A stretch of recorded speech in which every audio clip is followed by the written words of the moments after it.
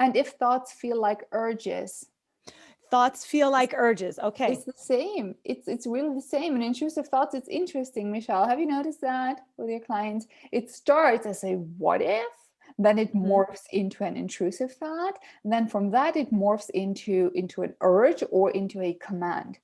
It doesn't freaking matter. It really doesn't matter. It's just content. It's just because now the thought has changed into a command or an urge. Now you're like, oh, now shit is getting real because now it has Mhm. changed. Now there's another level of danger to it. It is not. It is not. Right. Just imagine if imagine that you would be in the position to be able to just view your thoughts and not obsess about them. Ask yourself honestly, how much of a difference would that make?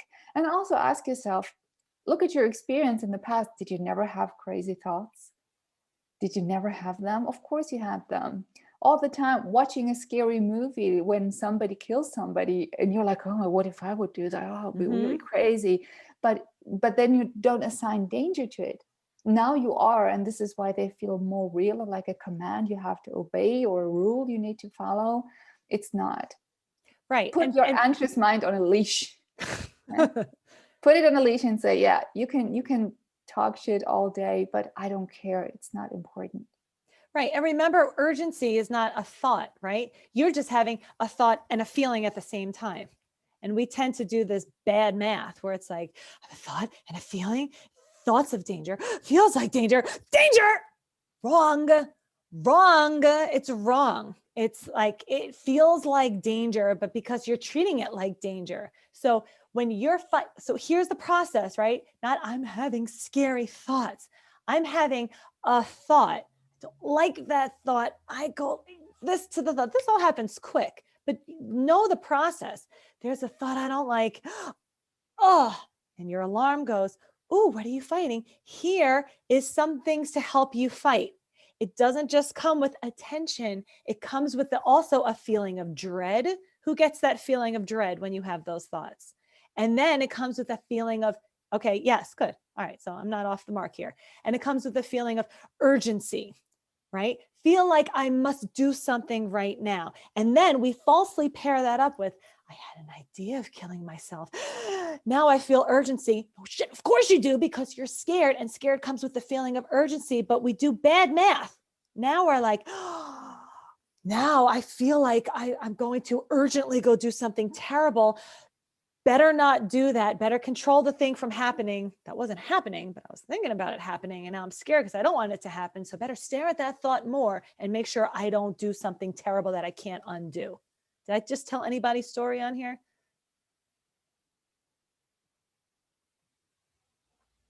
And somebody asked, Denise asked, do thoughts come due to being oversensitized? Denise, have you noticed that our thoughts are very much colored by the way we feel?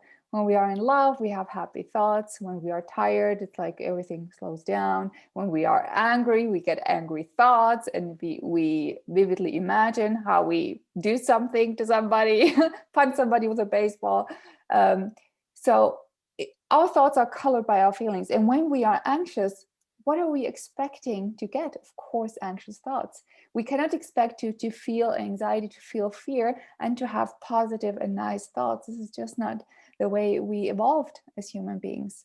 So, yes, and the more sensitized you are, the more thoughts you will get. It's like everything starts spinning, everything goes faster because this is what fear, adrenaline, and cortisol is supposed to do. It's supposed to get you into action.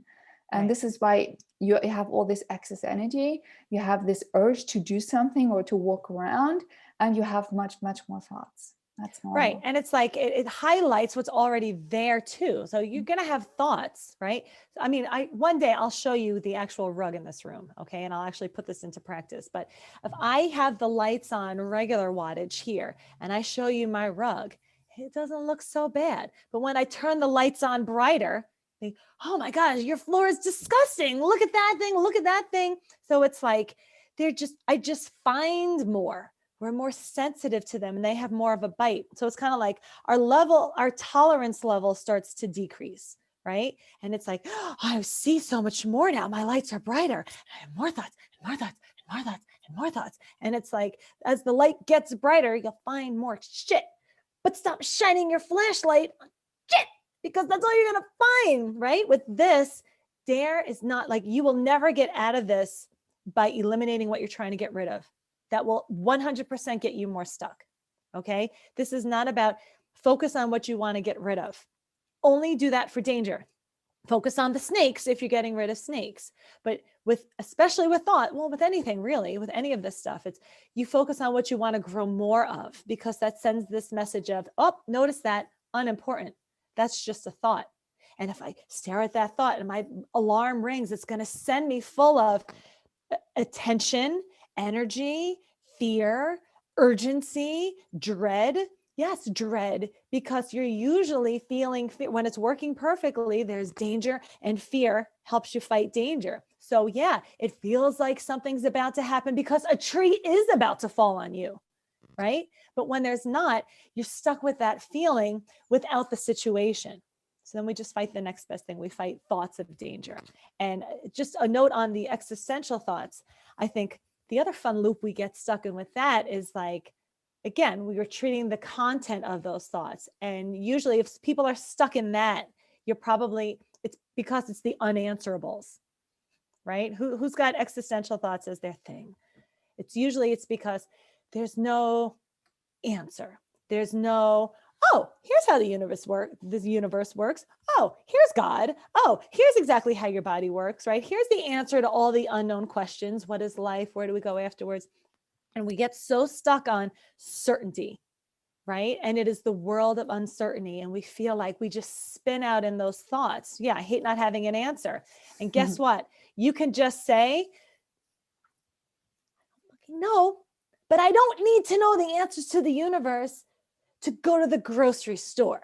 I can just go to the grocery store, and you go engage and bring your thoughts with you, right? You're not engaging to get rid of thoughts. You're going to say, I don't know, if I had the answer, I would have the Nobel Prize for something and I'd have a ton of money and I'd be out somewhere else, right?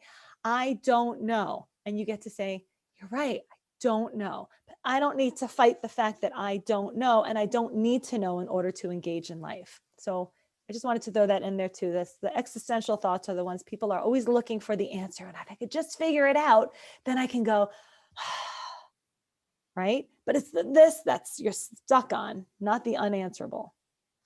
And you see, you guys, not being able to surrender to not knowing is the sign of wanting to have control over everything. And if I need to have control over everything, that means that there is not enough trust to counterbalance that, right? If I can't trust in the universe, or that the universe will take care of me, I can take care of me, I will be able to handle certain situations, then of course I do need to control the situation. I do need to control the outcome. And this is why I do worry about the future. Worry means, first of all, I'm avoiding to really directly look at the fear, but I'm also thinking that as long as I worry, then I can control it, which is an illusion. And a good way to answer to those questions is to say, I surrender to not knowing, or to call anxiety's bluff and say, well, I don't know. Do you know? Do you know? Maybe you can figure this out. You're smarter than I am. What else don't I know? I don't know. I don't know where cinnamon comes from. I don't know. What else don't I know? I don't know. Right. And it seems so silly, but like, be a dick to it sometimes, right? It's like we get so tunnel vision to this one thing of like, oh, better find out the answer so that I could be okay. Until there's some other thing you don't know. There's plenty of stuff I don't know. Go find it all. But remember, it's how you treat the fact that I don't know the answer to something. Yeah, remind yourself that you can trust. Make this your goal, to trust more in yourself, in your abilities, in your body, in your mind, in the world around you.